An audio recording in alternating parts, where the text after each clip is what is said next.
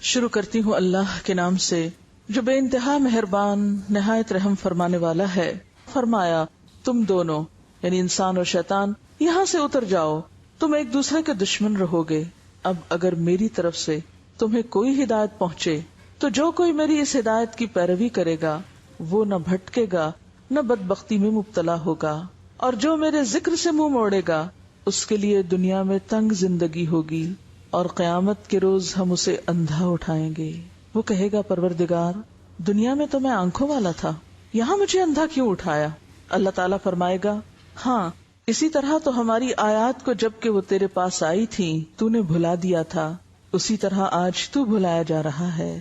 اس طرح ہم حد سے گزرنے والے اور اپنے رب کی آیات نہ ماننے والے کو دنیا میں بدلہ دیتے ہیں، اور آخرت کا عذاب زیادہ سخت اور زیادہ دیر پا ہے۔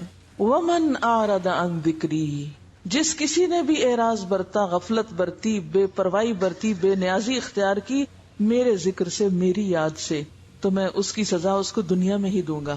فَإِنَّ لَهُ مَعِيشَةً ضَنْكَا، دنیا کی زندگی اس کے لیے تنگ ہو جائے گی، سب کچھ ہوتے ہوئے بھی اس کا دل خوش نہیں ہوگا، اس کا دل گھٹن کا شکار ہوگا۔ اور پھر یہ معیشتاً ضنکا صرف دنیا میں نہیں قبر میں بھی ہوگی۔ قبر کے عذاب میں جو اہم ترین چیز ہے وہ کیا ہے؟ قبر کا تنگ ہونا، تنگی، بھچ جانا۔ تو ایک زندگی یہ دنیا کی زندگی ہے، دوسری زندگی وہ قبر کی زندگی، اور پھر اگلی زندگی حشر کی زندگی ہے۔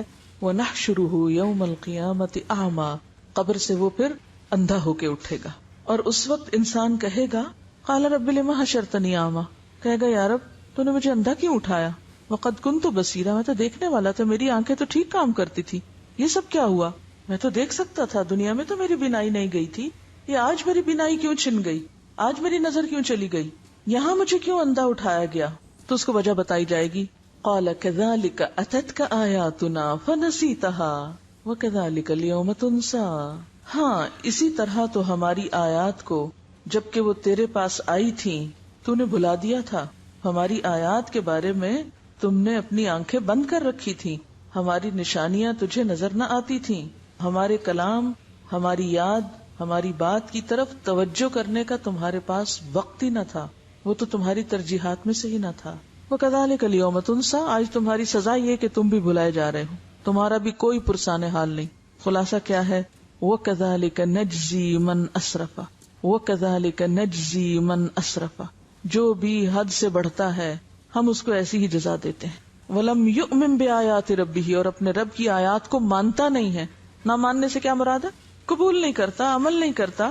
وَلَعَذَابُ الْآخِرَةِ أَشَدُّ وَأَبْقَىٰ، اور البتہ آخرت کا عذاب زیادہ شدید ہے اور زیادہ باقی رہنے والا ہے۔ کس کے مقابلے میں؟ دنیا کی معیشت ضنکا کے مقابلے میں۔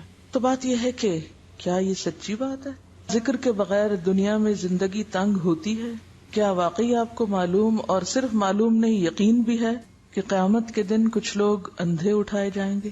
کیا واقعی ایسا ہونے والا ہے؟ اور اگر یہ سچ ہے اور ایسا ہی ہونے والا ہے تو پھر ہمیں صرف اپنی ہی نہیں ان سارے لوگوں کی فکر کرنی ہے جو اللہ کے ذکر سے، اللہ کی طرف سے آئی ہوئی نصیحت سے بالکل اندھے بنے ہوئے ہیں اس زندگی میں، اس دنیا میں۔ یہ اگنور کیے جانے کے لائق بات نہیں، یہ بہت اہم بات ہے۔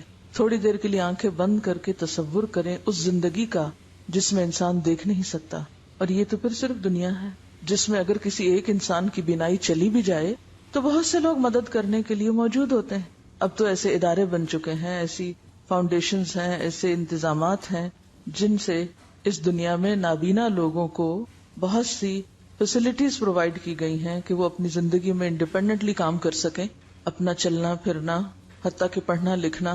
لیکن قیامت کے دن کون کس کا مددگار ہوگا؟ کون کس کے کام آئے گا؟ اور کیا یہ سچ نہیں کہ من کان فی ہذہ اعمی فہو فی الآخرۃ اعمی واضل سبیلا، جو شخص اس دنیا میں اندھا بن کے رہا، اس نے آنکھیں نہ کھولی، اس نے اس ذکر کو نہیں پڑھا، اس نے اللہ کو یاد نہیں کیا، تو قیامت کے دن بھی وہ اندھا ہی اٹھایا جائے گا، اور بھی زیادہ راستے کے اعتبار سے بھٹکنے والا ہوگا، اس کو راستہ ہی نہیں ملے گا۔ کیا واقعی یہ ایسی آیت ہے کہ جس پر انسان غور کیے بغیر گزر جائے اور جس پر عمل کرنے کی کوئی تدبیر نہ سوچے؟ لہذا بے حد ضروری معلوم ہوتا ہے کہ ہم ان آیات کی روشنی میں ذکر کے معنی کو بھی سمجھیں اور پھر ذکر کے بارے میں جو ہمارے دین میں ہمیں تعلیمات دی گئی ہیں اس کی روشنی میں اپنے عمل اور اپنے کردار کا بھی جائزہ لیں کہ کہیں ایسا تو نہیں کہ ہم قرآن پڑھتے ہوئے بھی، ہم ذکر کرتے ہوئے بھی اللہ کو یاد ہی نہ کرتے ہوں۔ تو آج ہم گفتگو کریں گے ذکر کی حقیقت کے بارے میں کہ ذکر کیا چیز ہے، ذکر کیسے کرنا چاہیے، ذکر کی کتنی قسمیں ہیں، اور پھر سب سے اہم بات ذکر کا اصل مفہوم کیا ہے، ذکر کی روح کیا ہے، اور اس ذکر کا جو قرآن کی شکل میں ہے حق کیسے ادا کیا جائے، اس کے لیے آنکھوں کو کیسے کھولا جائے کہ قیامت کے دن بھی دیکھنے والوں میں سے اٹھیں۔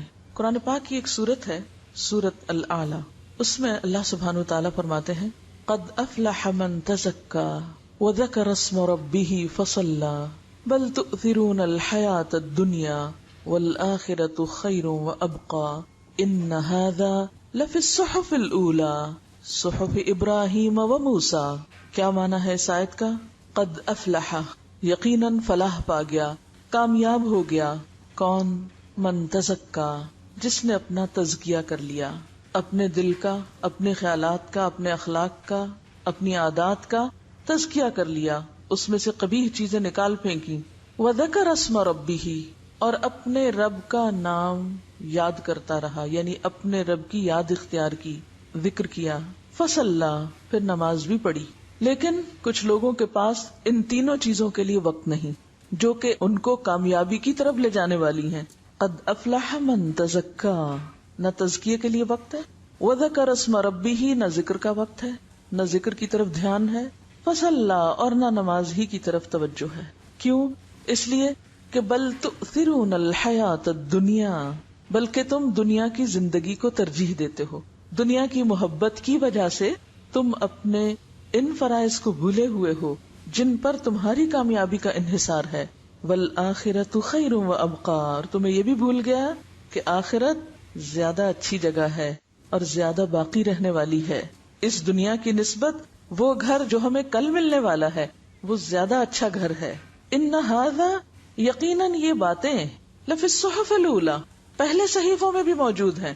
اس سے کیا پتہ چلتا ہے کہ کامیابی کے یہ اصول ابدی ہیں۔ ابدی کا کیا معنی ہوتا ہے؟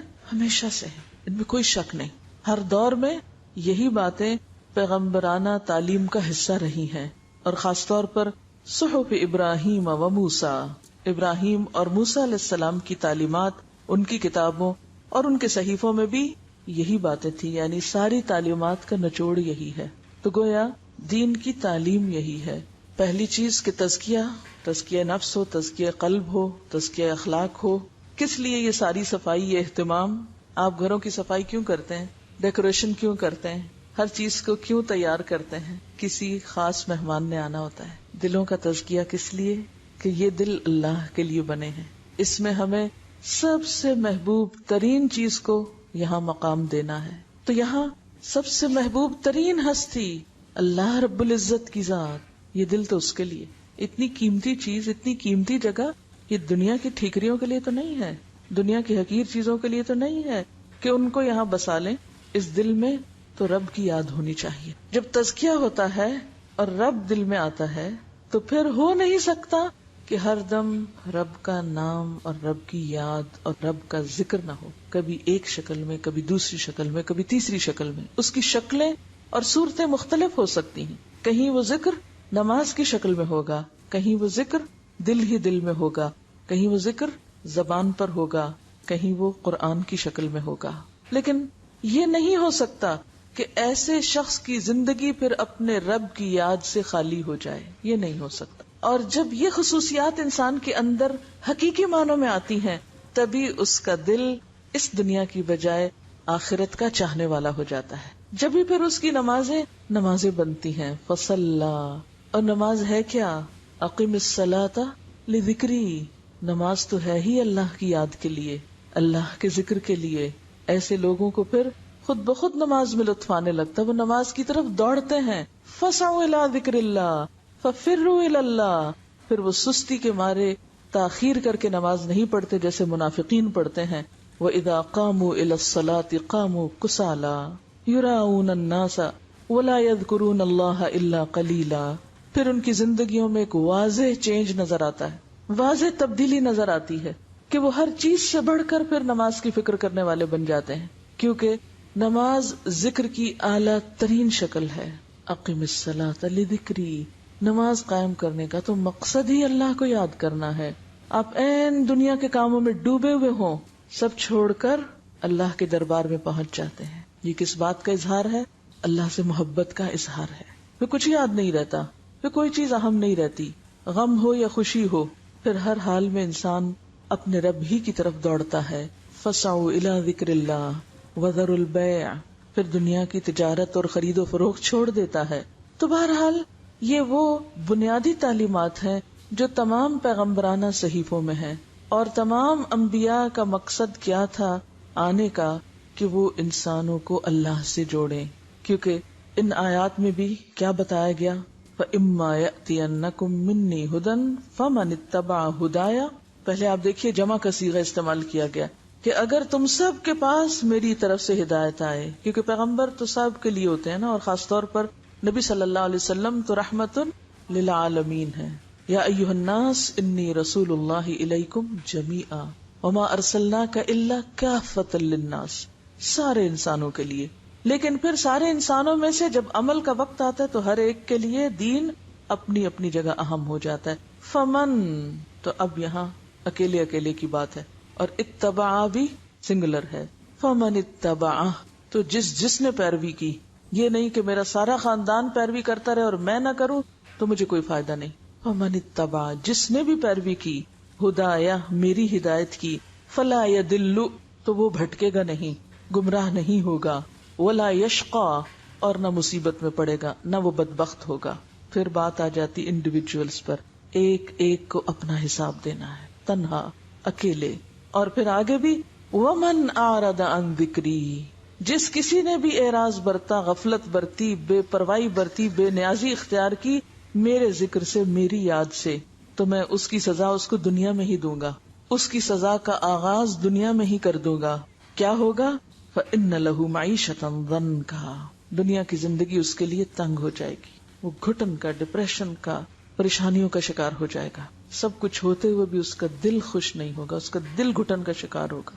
اور پھر یہ معیشت ضنکا صرف دنیا میں نہیں، قبر میں بھی ہوگی. قبر کے عذاب میں جو اہم ترین چیز ہے وہ کیا ہے؟ قبر کا تنگ ہونا، تنگی، بھچ جانا.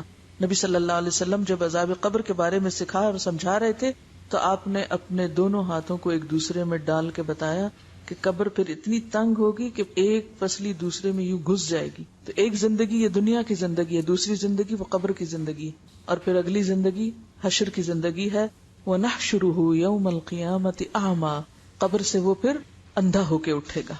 تو بات یہ ہے کہ اگر ذکر یا اللہ کی یاد ہماری کامیابی کے لیے ضروری ہے، دنیا کے سکون کے لیے بھی، کیونکہ الا بذکر اللہ تطمئن القلوب، سنو اللہ کے ذکر سے دل اطمینان پاتے ہیں. دلوں کے لیے ذکر کے علاوہ کسی اور چیز میں چین نہیں. مثلا آپ اپنی زبان کے ذائقے کے لیے مزے مزے کے کھانے کھاتے ہیں، تب زبان کو مزہ آتا ہے. اگر آپ زبان پر اچھے کھانے کی بجائے سونے کی ڈلی رکھ دیں، ہیرے کا ٹکڑا رکھ دیں، کیا ہوگا؟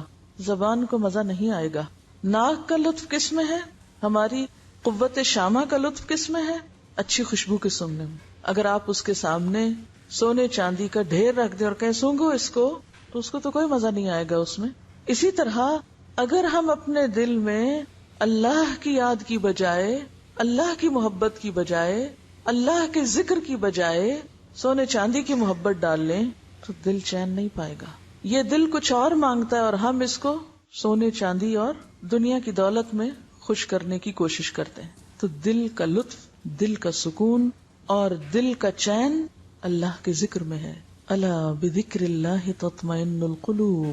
اسی لیے ہم دیکھتے ہیں کہ تمام انبیاء نے اپنے اپنے لوگوں کو ذکر کی طرف متوجہ کیا، اور آج بھی دعوت دین دینے والوں کی، تعلیم دین کا کام کرنے والوں کی یہ بنیادی ذمہ داری ہے کہ لوگوں کو اس کی طرف متوجہ کریں. تو اس سلسلے میں ہم دیکھتے ہیں حضرت یحییٰ علیہ السلام کا قول. وہ اپنے لوگوں سے کہتے ہیں وَآمُرُكُمْ أَن تَذْكُرُوا اللَّهَ تَعَالَى، لوگوں میں تمہیں حکم دیتا ہوں، یعنی حکم ہے میرا کہ تم کیا کرو؟ اللہ کو یاد کرو. یعنی صرف مشورہ نہیں دیتا بلکہ حکم دیتا ہوں تم کو اور ذکر کرنے والا دراصل دنیا کے فتنوں، دنیا کے غموں، دنیا کی پریشانیوں سے ایک محفوظ پناہ گاہ میں آ جاتا ہے، ہر طرح کے خطرات سے محفوظ ہو جاتا ہے، اندرونی بھی اور بیرونی بھی، کیونکہ جب تک بندہ اپنے رب کو یاد کرتا ہے اللہ اپنے اس بندے کی مدد فرماتا ہے۔ امام ابن القیم کہتے ہیں کہ ذکر کرنے والے کی مثال ایسے ہی ہے جیسے وہ شخص جس کے پیچھے جلدی سے دشمن چڑھ دوڑے، یعنی اس کے پیچھے کوئی دشمن لگا ہوا ہو۔ ذرا تصور کریں کہ کوئی پیچھے لگا ہوا ہے آپ کے اور پکڑنے لگا آپ کو۔ کون ہے دشمن؟ کھلا دشمن، سب جانتے ہیں۔ کیا وہ کبھی کبھی پیچھے لگتا ہے؟ ہر وقت لگا ہوا ہے اور ہمیں پتہ ہی نہیں، اور ہم اس کا نشانہ بنے ہوئے ہیں، لٹ رہے ہیں اس کے ہاتھوں۔ تو فرمایا کہ وہ شخص جس کے پیچھے دشمن چڑھ دوڑے اور وہ بھاگتے بھاگتے بھاگتے جلدی سے کسی مضبوط قلعے میں داخل ہو کے اپنے آپ کو بچا لے، یعنی جیسے کوئی دشمن پیچھے آتا ہے تو انسان کیا کرتا ہے؟ جلدی سے کسی قلعے میں، کسی عمارت میں بند ہوتا ہے۔ تو عموماً آپ ذرا سوچیں، خدا نخواستہ کوئی گھر میں چور آ جائے تو آپ کیا کرنے کا سوچتے ہیں؟ کبھی کبھی آپ سوچتے ہیں نا، اگر خدا نخواستہ یا چور آ گئے تو میں کیا کروں گی؟ تو آپ کا کیا جواب ہوتا ہے؟ میں جلدی سے غسل خانے میں گھس جاؤں گی اور میں کنڈی لگا لوں گی، یا کمرہ دروازہ بند کر لوں گی، میں اندر نہیں آنے دوں گی۔ ایسے بیٹھے بیٹھے سوچتے ہیں نا اپنے بچاؤ کے طریقے۔ تو بالکل اسی طرح ذکر کرنے والا ایسا ہے کہ جو اپنے دشمن سے بچاؤ کے لیے قلعے میں چلا جائے اور اس کا دروازہ بند کر دے اور دشمن باہر ہی ناکام و نامراد لوٹ جائے۔ یعنی ذکر اس طرح انسان کو شیطان کے شر اور شیطان کی دشمنی اور اس کے وسوسوں سے محفوظ کرتا ہے، اور ذکر ہی ایسی چیز ہے کہ جو دشمن سے بچاؤ کے لیے ایک ہتھیار ہو سکتا ہے، یہی ایک ذریعہ ہے، یہی ایک قلعہ ہے، لہذا کبھی بھی انسان اس سے غافل نہ ہونے پائے۔ ابن عباس کہتے ہیں شیطان ابن آدم کے دل پر چھاتی تان کے بیٹھا رہتا ہے، بالکل الرٹ۔ چھاتی تان کے بیٹھنے کا مطلب کیا ہے؟ بالکل الرٹ۔ امیجن کریں کہ آپ کا دشمن آپ کے دل پر کیسے بیٹھا ہے، جیسے کوئی حاضر باش فوجی ہو۔ پس جب وہ بھول یا غفلت کا شکار ہوتا ہے یعنی دل، تو فوراً حملہ آور ہوتا ہے، وسوسے ڈالتا ہے، اور پھر انسان جب ذکر کرنے لگتا ہے تو وسوسے رخصت ہونے لگتے ہیں۔ رسول اللہ صلی اللہ علیہ وسلم نے فرمایا، ذکر الہی سے زیادہ انسان کے لیے کوئی چیز عذاب الہی سے نجات دینے والی نہیں۔ اب یہاں میں ذکر عام معنوں میں لے رہی ہوں جس میں سب طرح کے ذکر شامل ہو جاتے ہیں، ٹھیک ہے، یہ ذہن میں رہے۔ یہاں ذکر کی کوئی ایک خاص مخصوص شکل نہیں مراد، بلکہ اس سے مراد کیا ہے؟ اللہ کی یاد، کیونکہ آخر میں بتاؤں گی آپ کو کہ اللہ کی یاد کا مطلب کیا ہے۔ اللہ کے عذاب سے بچانے کے لیے سب سے مؤثر نسخہ کیا ہے؟ اللہ کا ذکر، اللہ کی یاد۔ رسول اللہ صلی اللہ علیہ وسلم نے فرمایا، میں تمہیں تمام اعمال سے بہتر، خدا کے نزدیک زیادہ پسندیدہ، تمہارے درجوں کی بلندی کا ذریعہ، سونا چاندی خرچ کرنے سے بہتر اور دشمنوں سے لڑ کر مرنے اور مارنے سے بھی بہتر چیز نہ بتاؤں؟ صحابہ نے کہا، جی ہاں اے اللہ کے رسول صلی اللہ علیہ وسلم، آپ ضرور بتائیے۔ آپ نے فرمایا، اللہ کا ذکر کرنا۔ گویا ذکر تمام عبادات میں افضل ترین عبادت ہے۔ رسول اللہ صلی اللہ علیہ وسلم نے حضرت معاذ بن جبل سے فرمایا، کیا میں تم کو بتاؤں کہ تمہارے اعمال میں سب سے زیادہ اچھا عمل کیا ہے، اور تمہارے مالک کے یہاں سب سے زیادہ پاکیزہ کیا چیز ہے، اور تمہارے رتبے کو سب سے زیادہ بڑھانے والا کیا عمل ہے؟ تمہارے لیے سونا چاندی دینے سے بھی زیادہ بہتر چیز کیا ہے، اور اس سے بھی بہتر کہ تم کل اپنے دشمن سے ملو، تم ان کی گردنیں مارو وہ تمہاری مارے؟ تو صحابہ نے عرض کیا، ہاں اے اللہ کے رسول صلی اللہ علیہ وسلم۔ آپ نے فرمایا، ذکر اللہ تعالی، اللہ کو یاد کرتے رہنا۔ اسی طرح ایک اور روایت میں آتا ہے کہ ایک آدمی نے رسول اللہ صلی اللہ علیہ وسلم سے پوچھا، کیا اللہ کے رسول صلی اللہ علیہ وسلم، مجاہدوں میں سب سے زیادہ اجر کس مجاہد کا ہے؟ آپ نے فرمایا، اس شخص کا جو سب سے زیادہ اللہ کا ذکر کرتا ہے، یعنی جہاد کے ساتھ ساتھ اللہ کو یاد کرتا ہے۔ پھر آدمی نے پوچھا کہ روزہ داروں میں سب سے زیادہ اجر کس کا ہے، یعنی کس روزہ دار کا اجر باقی روزہ داروں سے زیادہ ہے؟ فرمایا، اس شخص کا جو سب سے زیادہ اللہ کا ذکر کرنے والا ہے، یعنی روزہ رکھ کر ادھر ادھر کی لایانی باتیں کرنے کی بجائے زیادہ سے زیادہ اللہ کو یاد کرتا رہتا ہے۔ اسی طرح اس آدمی نے نماز اور زکوٰۃ اور حج اور صدقے کے بارے میں بھی سوال کیا، اور ہر بار آپ یہی جواب دیتے رہے کہ وہ شخص جو سب سے زیادہ اللہ کا ذکر کرتا ہے۔ یہ سن کر حضرت ابو بکر نے حضرت عمر رضی اللہ تعالیٰ عنہ سے کہا، ذکر کرنے والے نیکی میں سب سے آگے بڑھ گئے، ذکر کرنے والے نیکی میں سب سے آگے نکل گئے۔ رسول اللہ صلی اللہ علیہ وسلم نے فرمایا، ہاں ایسا ہی ہے، واقعی بڑھ گئے۔ اس کی کیا وجہ ہے کہ وہ کیوں سب سے آگے بڑھ گئے؟ اس لیے کہ تمام عبادات کا اگر خلاصہ یا مقصد یا روح اگر کوئی چیز ہے تو کیا ہے؟ اللہ کو یاد کرنا. اور یہ ہر عبادت کے اندر ہو سکتا ہے اور ہونا چاہیے. یعنی جس عبادت میں اللہ کا ذکر نہیں، اللہ کی یاد نہیں، پھر وہ عبادت بے روح عبادت ہے، بے معنی ہے. وہ تو پھر عبادت کا مقصد ہی پورا نہیں ہوا. رسول اللہ صلی اللہ علیہ وسلم نے فرمایا سبق المفردون قیل وما المفردون یا رسول اللہ صلی اللہ علیہ وسلم قال الذاکرون اللہ کثیرا والذاکرات. صحیح مسلم کی روایت ہے، آپ نے فرمایا مفردون سبقت لے گئے. دریافت کیا گیا اے اللہ کے رسول صلی اللہ علیہ وسلم یہ مفردون کون ہیں؟ مفردون کس کو کہتے ہیں؟ فرمایا کثرت سے اللہ کا ذکر کرنے والے مرد اور عورتیں. یعنی یہاں عورتوں کا بھی الگ طور پر ذکر کیا گیا، ورنہ دین کے باقی اعمال میں یا دین کی باقی جو ذمہ داریاں ان میں عورتیں بھی شامل ہیں. آپ صلی اللہ علیہ وسلم نے یہ بھی فرمایا جس مجلس میں اللہ تعالیٰ کا ذکر نہ کیا جائے اس سے جب لوگ اٹھتے ہیں تو ایسے ہوتے ہیں جیسے گدھے کے مردار سے اٹھے ہیں، اور وہ ذکر سے خالی گھڑی ان پر حسرت کا باعث رہے گی. قیامت کے دن ایسی چیزیں اور ایسی جگہیں حسرت کا ذریعہ ہوں گی، انسان ان پر پچھتائے گا اور افسوس کرے گا. رسول اللہ صلی اللہ علیہ وسلم نے فرمایا اہل مجلس جس مجلس میں نہ تو اللہ کا ذکر کریں نہ ہی پیغمبر خدا صلی اللہ علیہ وسلم پر درود بھیجیں تو وہ مجلس ان کے لیے نقص یعنی کمی اور حسرت کا باعث ہوگی. اللہ تعالیٰ چاہے تو بخش دے یا عذاب دے. یہ ترمذی کی روایت ہے. ایک اور جگہ پر آتا ہے اہل جنت جنت میں جانے کے بعد اگر کسی چیز پر حسرت کریں گے تو وہ ان کی زندگی کے وہ لمحات ہوں گے جن میں انہوں نے اللہ کا ذکر نہ کیا، یعنی فارغ لمحات جن میں وہ خدا کو یاد نہیں کرتے رہے. یعنی وہاں پہنچ جائیں گے اپنے مقام مرتبے پر، سکون امن کی زندگی ہوگی، کوئی غم نہیں، کوئی خوف نہیں، کوئی پریشانی نہیں، کوئی دکھ نہیں، کوئی مرض نہیں، بیماری نہیں، بڑھاپا نہیں، کوئی ہم نہیں، کوئی فکر نہیں، کچھ بھی نہیں. ہاں ایک حسرت، ایک خلش، ایک دکھ ضرور ہوگا، اور وہ کیا؟ کاش ہم اپنے ان لمحات کو جن میں ہم اللہ کا ذکر کر سکتے تھے اور پھر نہ کیا تو وہ ایسے کیوں گزر گئے، ہم نے وہ وقت ضائع کیوں کیا. یہ چیز اہل جنت کے لیے بھی حسرت کا باعث ہوگی.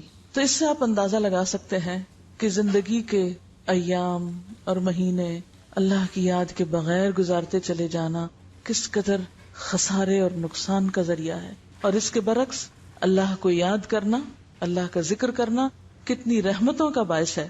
رسول اللہ صلی اللہ علیہ وسلم نے فرمایا ذکر الہی کے لیے کوئی قوم جب اور جہاں بیٹھتی ہے تو ملائکہ ان پر گھیرا ڈال لیتے ہیں، فوراً فرشتے وہاں پہنچ جاتے ہیں، رحمت الہی کا سایہ ہو جاتا ہے، سکینت اور اطمینان نازل ہونے لگتی ہے. اللہ تعالیٰ اپنی مجلس میں ان کا تذکرہ کرنے لگ جاتے ہیں، یعنی ایسے لوگوں کا ذکر آسمان پہ ہونے لگتا ہے. ترمذی میں عبداللہ بن بسر سے مروی ہے کہ ایک آدمی نے کہا اے اللہ کے رسول صلی اللہ علیہ وسلم، خیر اور نیکی کی بہت سی چیزیں ہیں، بہت کام ہے، نیکی کی کئی قسمیں ہیں، مگر میں ان سب کو کر نہیں سکتا، یعنی میرے بس میں نہیں کہ سارے ہی نیکی کے کام کروں. شاید آپ کے دل میں بھی کبھی یہ خیال آیا ہو کہ اتنی ساری باتیں پتہ چل گئی ہیں، کیا کیا کریں گے اور کیا نہیں کریں گے. بہت کچھ کرنا بھی چاہتے ہیں لیکن اتنی زندگی نہیں، ہمت نہیں، وسائل نہیں، تو کیا کریں. تو اس شخص کو بھی یہی پریشانی لاحق ہوئی. تو عرض کیا اس لیے آپ مجھے کوئی مختصر سی بات بتا دیں کہ جسے میں کبھی نہ بھولوں، اس کو میں پکڑ کے رکھوں، اس پہ خوب جم جاؤں اور مرتے دم تک اسے قابو میں رکھوں، یعنی پکڑ کے رکھوں، بس اس کو میں کبھی نہ چھوڑوں. آپ نے فرمایا لا یزال لسانک رطبا بذکر اللہ تعالی، تمہاری زبان ہمیشہ اللہ کے ذکر سے تر رہے، بس یہ بات نہ بھولو، ہمیشہ اللہ کو یاد کرتے رہو. ایک اور جگہ پر آپ نے فرمایا مثل الذی یذکر ربہ والذی لا یذکر ربہ مثل الحی والمیت، اللہ کا ذکر کرنے والے اور نہ کرنے والے کی مثال زندہ اور مردہ کسی ہے. یعنی کرنے والا ایسا ہے جیسے زندہ ہو اور نہ کرنے والا جیسے مردہ انسان ہو. جیسا کہ قرآن پاک میں ایک اور جگہ پر آتا ہے افمن کان میتا فاحییناہ وجعلنا له نورا یمشی بہ فی الناس، کیا بھلا وہ شخص جو مردہ تھا پھر ہم نے اس کو زندگی بخشی اور اس کو ایک نور عطا کیا جس کے ساتھ وہ دنیا کے لوگوں کے بیچ میں چلتا پھرتا ہے. یہ زندگی کس سے نصیب ہوتی ہے؟ اللہ کی یاد سے. یعنی ایک شخص جو جہالت کی موت مر رہا تھا، اللہ نے اس کو علم دیا، اپنی یاد دی، اور پھر اس علم کے نور کی وجہ سے اس کو ایسی روشنی ملی کہ جس کے ساتھ اب وہ معاشرے میں جی رہا ہے. اور جب تک انسان زندہ ہوتا ہے، جب تک انسان کے پاس ہمت طاقت ہے، وہ بہت سی چیزوں کا مقابلہ کر لیتا ہے. تو گویا ذکر انسان کو مضبوط اور طاقتور بنا دیتا ہے، ایسی طاقت جو اللہ کی اطاعت کے لیے ضروری ہوتی ہے. آپ صلی اللہ علیہ وسلم سے مروی ہے، حدیث قدسی ہے، اللہ تعالیٰ فرماتے ہیں جب وہ مجھے یاد کرتا ہے تو میں اس کے پاس ہوتا ہوں. جب وہ مجھے یاد کرتا ہے میں اس کے پاس ہوتا ہوں. اگر مجھے دل میں یاد کرے تو میں اسے دل میں یاد کرتا ہوں. مجلس میں یاد کرے تو میں اسے اس سے بہتر مجلس میں اس کو یاد کرتا ہوں. میری طرف بالش بھر آئے میں ہاتھ برابر آتا ہوں، ہاتھ بھر آئے میں 2 ہاتھ برابر آتا ہوں، چل کر آئے میں دوڑ کر آتا ہوں. بخاری کی روایت ہے. آپ صلی اللہ علیہ وسلم نے یہ بھی فرمایا جنت کے باغوں سے گزرو تو وہاں کچھ کھا لیا کرو. صحابہ نے پوچھا جنت کے باغ کون سے ہیں؟ فرمایا ذکر الہی کے حلقے، ایسی مجلسوں کو جس میں اللہ کی باتیں ہوتی ہیں، اللہ کی یاد ہوتی ہے. اسے کس سے تشبیہ دی گئی؟ جنت کے باغ سے. جنت کیا ہے؟ جہاں جا کر انسان سارے غم بھول جائے. اور کیا یہ ایک حقیقت نہیں کہ جب ہم واقعی پورے دل و دماغ کے ساتھ ایسی مجلسوں میں بیٹھتے ہیں سب غم بھول جاتے ہیں، کوئی دکھ نہیں رہتا.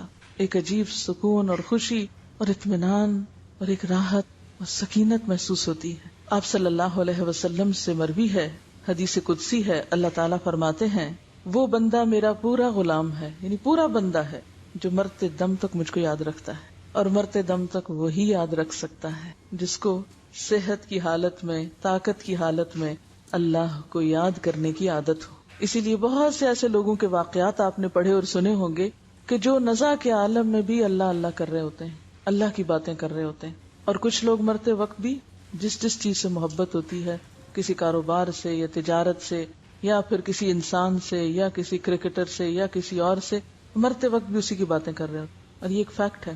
کسی نے ایک ریسرچ کی تھی اور اس نے 100 ایسے لوگوں کے تجربات اور مشاہدات ریکارڈ کیے اور بیان کیے کہ جو ڈیتھ بیڈ پہ تھے کہ وہ آخری وقت میں کیا باتیں کرتے ہیں. اور دیکھا یہ گیا کہ جیسی باتیں لوگوں کی حالت بیداری میں ہوتی تھی، زندگی میں ہوتی تھی، ڈیتھ بیڈ پہ بھی وہ انہی چیزوں کے بارے میں بات کر رہے ہوتے تھے. بستر مرگ پر بھی وہ انہی چیزوں کے بارے میں بات کر رہے ہوتے. کیونکہ جو چیز کثرت سے ہماری زندگی میں ہوتی ہے نا، وہی خوابوں میں نظر آنے لگتی. جو چیز ہمارے دل کو لگ جائے، مثلا کسی امتحان کا خوف، تو خواب میں بھی ہم پرچہ لکھ رہے ہوتے ہیں، ٹیسٹ کی تیاری کر رہے ہوتے ہیں. یا کسی انسان کی محبت، تو پھر خوابوں میں بھی ہمیں وہی نظر آ رہا ہوتا ہے. ایک قدرتی بات ہے. تو جس دل میں اللہ کی یاد گھر کر جائے، پھر حالت بیداری میں بھی اور خواب میں بھی اور زندگی میں بھی اور مرتے وقت بھی پھر وہ اللہ ہی کو یاد کرتا ہے. ایسا ہی بندہ اللہ اس کو اپنا مکمل بندہ قرار دیتا ہے کہ یہ میرا ہے. اور جس کو اللہ اپنا کہہ دے، پھر اس سے بڑھ کر اس کے لیے اور کوئی درجہ اور گریڈ اور رتبہ اور مقام کیا ہو سکتا ہے. دنیا کے بڑے بڑے عہدے اور دنیا کی بڑی بڑی ترقی اس کے سامنے ہیچ ہے کہ کسی کو مالک کائنات اپنا کہہ دے کہ یہ میرا پورا بندہ ہے. قرآن پاک کو اگر ہم دیکھیں تو اس میں بھی ہمیں بہت ساری ایسی آیات ملتی ہیں کہ جن میں ذکر کی کثرت یا بار بار ذکر کرتے رہنے کی تلقین کی گئی ہے. مثلا سورۃ الاحزاب میں اللہ تعالیٰ فرماتے ہیں یا ایھا الذین آمنوا اذکروا اللہ ذکرا کثیرا، اے لوگو جو ایمان لائے ہو اللہ کا ذکر کیا کرو، اللہ کو یاد کیا کرو. کتنا؟ ذکرا کثیرا، بہت بہت زیادہ، کثرت سے زیادہ. حتیٰ کہ آپ دیکھیے کہ عبادات کے بعد بھی، حج کے بعد فرمایا فَإِذَا قَضَيْتُم مَّنَاسِكَكُمْ فَاذْكُرُوا اللَّهَ كَذِكْرِكُمْ آبَاءَكُمْ أَوْ أَشَدَّ ذِكْرًا. جب احکام حج ادا کر لو تو اللہ کا ذکر اس طرح کرو جس طرح اپنے باپ دادا کا تذکرہ کرتے ہو، بلکہ اس سے بھی زیادہ ذکر. یعنی جس طرح ہم بیٹھ کے اپنے آباء و اجداد کی باتیں کرتے ہیں، قصے کہانیاں ان کو یاد کرتے ہیں، جو فوت ہو گئے، جو چلے گئے، جو جدا ہو گئے، جو دور چلے گئے، جیسے ان کی باتیں کرتے ہیں بیٹھ کے اپنی مجلسوں میں، محفلوں میں، گھروں میں، اس سے زیادہ بڑھ کر کہیں بیٹھ کے اللہ کو بھی یاد کیا کرو. کیونکہ ذکر محض تنہائی میں نہیں، محض دل میں نہیں، محض ایک خاص مخصوص طریقے کا ورد نہیں، بلکہ اس کے کئی طریقے ہیں جن کا آگے ذکر آئے گا. پھر اسی طرح میدان جنگ میں سورۃ الانفال میں فرمایا یا ایھا الذین آمنوا اذا لقیتم فئۃ فاثبتوا. وَاذْكُرُوا اللَّهَ كَثِيرًا لَعَلَّكُمْ تُفْلِحُونَ. اے ایمان والو، جب کفار سے مقابلہ کرو تو ثابت قدم رہو اور کثرت سے خدا کا ذکر کرو، یعنی میدان جنگ میں بھی. جیسے ایک شاعر کا شعر ہے، وَلَقَدْ ذَكَرْتُكِ وَالْخَطِّيُّ يَخْطُرُ بَيْنَنَا. ایک شاعر اپنی محبوبہ کو کہتا ہے کہ میں نے تمہیں اس وقت بھی یاد کیا تھا جب ہمارے درمیان نیزے چل رہے تھے. تو یہ مقام تو صرف اللہ کے لیے ہے کہ نیزے چل رہے ہوں، انسان میدان جنگ میں ہو، تنہائی میں ہو یا مجلس میں ہو، تو سب سے بڑھ کر اس کے دل میں اللہ ہی کی یاد ہو. رسول اللہ صلی اللہ علیہ وسلم نے فرمایا، انسان پر جو گھڑی ذکر الہی سے خالی گزری وہی قیامت کے دن حسرت کا سبب ہوگی. اور جیسا کہ پہلے میں نے عرض کیا، اہل جنت کو اس گھڑی کے سوا کسی چیز کا افسوس نہ ہوگا جو ذکر الہی سے خالی گزر گئی. اور حقیقت یہ ہے کہ دلوں کو چمکانے والی اور دلوں کو جلا بخشنے والی چیز بھی اللہ کا ذکر ہی ہے. اب دیکھیے کہ نماز کے بعد اور خاص طور پر جمعے کی نماز کے بعد فرمایا، فَإِذَا قُضِيَتِ الصَّلَاةُ فَانْتَشِرُوا فِي الْأَرْضِ وَابْتَغُوا مِنْ فَضْلِ اللَّهِ وَاذْكُرُوا اللَّهَ كَثِيرًا لَعَلَّكُمْ تُفْلِحُونَ. کہ جب نماز ادا کی جا چکے تو زمین میں پھیل جاؤ. وَابْتَغُوا مِنْ فَضْلِ اللَّهِ، کام کاج کرو، تجارت کرو، کماؤ، لیکن وَاذْكُرُوا اللَّهَ كَثِيرًا، صرف مسجد میں نہیں، صرف جمعے کے وقت نہیں، مسجد سے باہر جا کر، بازار میں جا کر، کاروبار میں جا کر، دنیا میں پڑھ کر بھی کیا کرو، وَاذْكُرُوا اللَّهَ كَثِيرًا، کثرت سے اللہ کو یاد کرتے رہو. کیوں؟ لَعَلَّكُمْ تُفْلِحُونَ، تاکہ تم فلاح پاؤ، کامیاب ہو سکو.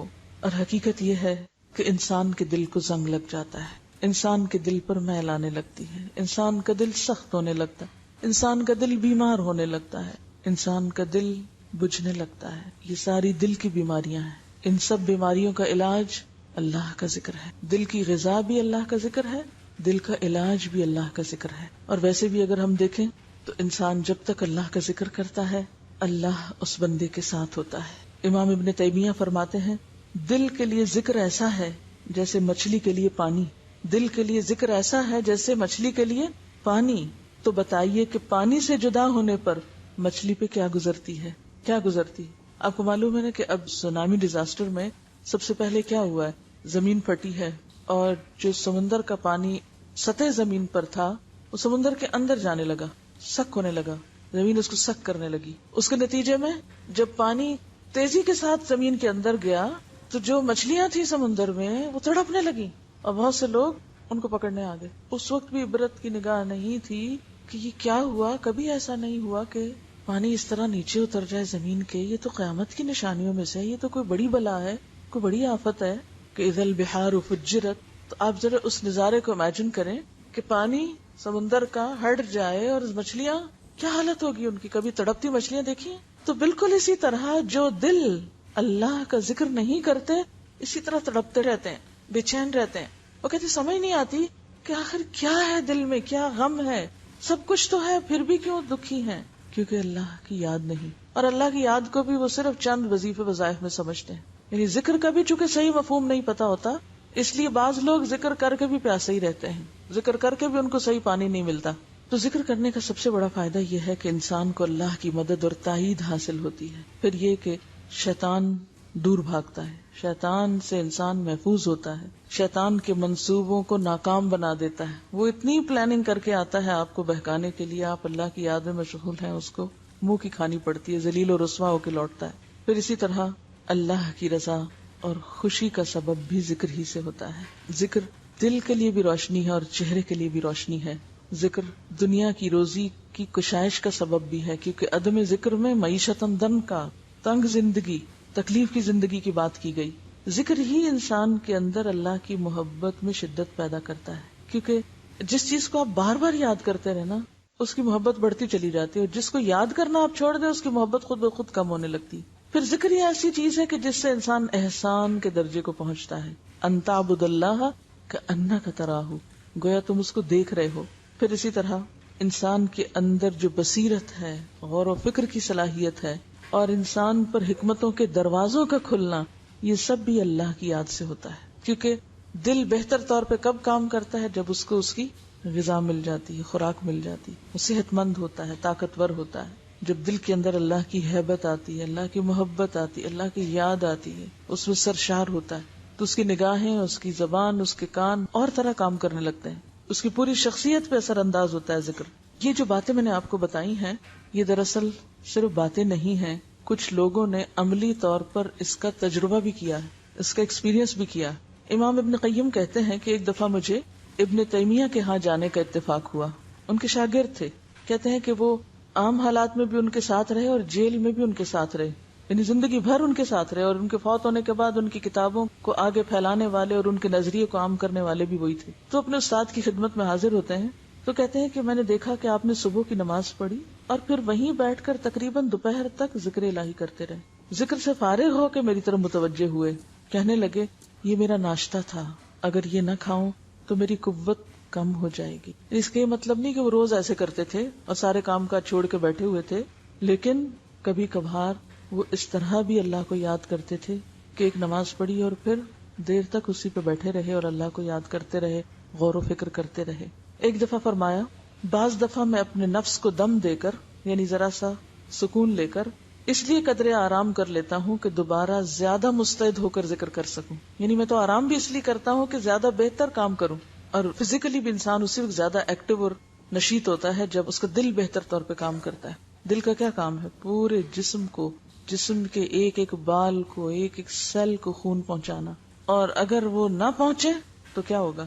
جسم کے کسی حصے کو خون نہ پہنچے کیا بنے گی؟ ڈیڈ ہو جائے گا۔